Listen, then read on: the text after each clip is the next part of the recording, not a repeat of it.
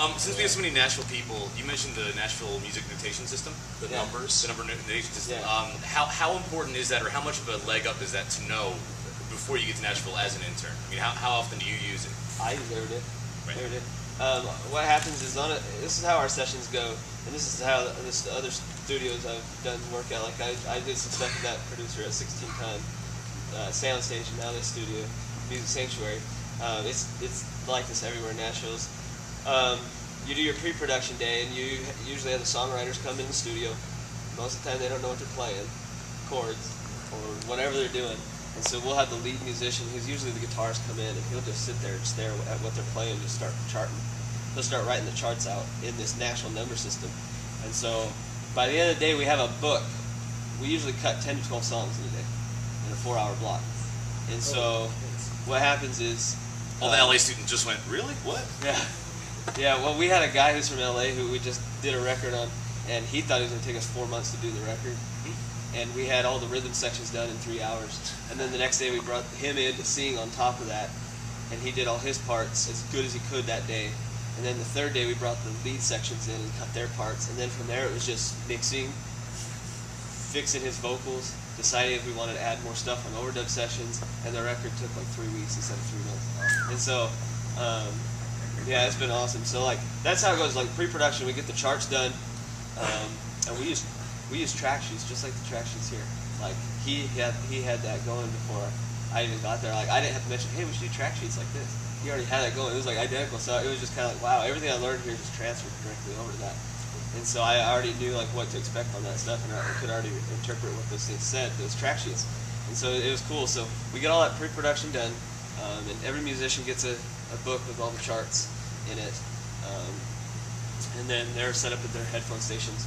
And so that's the pre-production day. Second day, we bring rhythm sections, which is drums, keys, guitar, acoustic guitar, and bass, and they all come in together. We have work tapes of just a guitar vocal of the song. They hear it just to get a vibe for the song. What's it going to be? The drummer usually is getting me a tempo, what he wants to do tempo at, and he's telling me the tempo. I'm putting that in, putting that on the track sheets, getting all that documentation done. By the time they hear the song, they're making suggestions on what to do on the charts. Then we go cut it. It usually takes 1 try, maybe 2 at tops. We usually pump out 1 song every 20 minutes, like rhythm sections. Granted, rhythm section, and then another 20 minutes for the lead section. I told you Nashville's known for pumping out demos 4 hours at a time. That's 2 days in Los Angeles.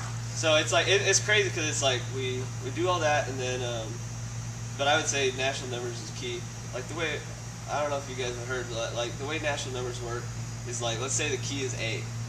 So when you're writing the charts, let's say the song starts with an A. An A is a 1, a B is a 2, C is a 3, and so on. A G is a 7.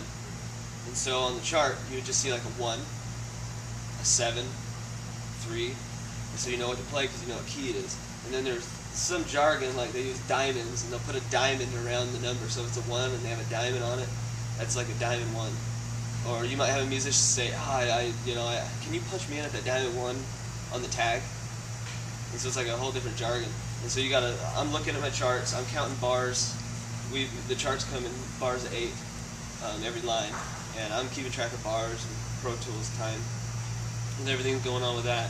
And so if they need me to, take it back somewhere, or they want to hear something, then I take them back to that spot. If they're like, oh, that diamond 1, can you start me right in there?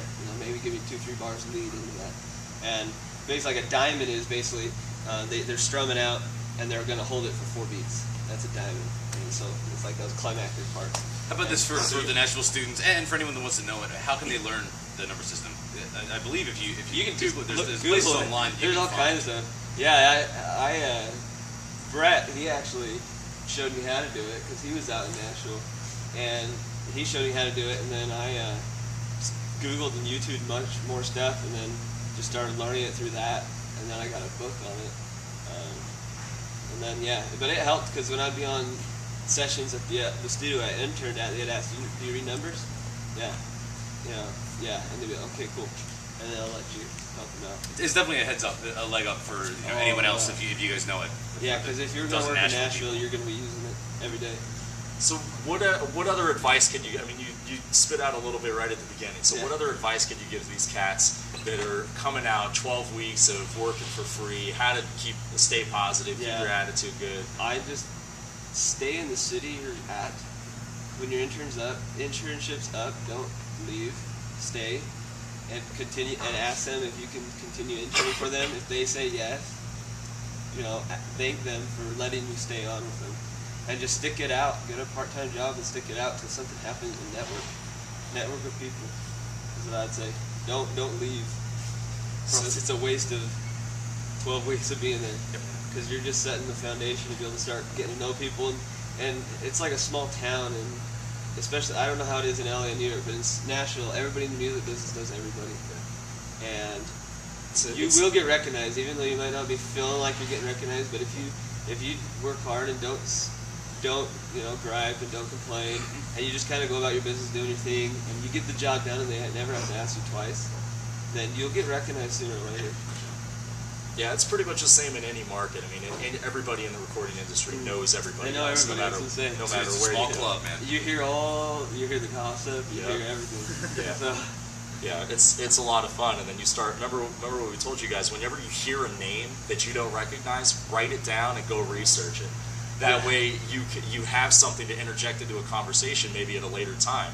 You actually know what you're talking about. You know music history. I think one of the biggest things that we hear from studio managers out there is that you guys don't have a sense of recording history, audio history.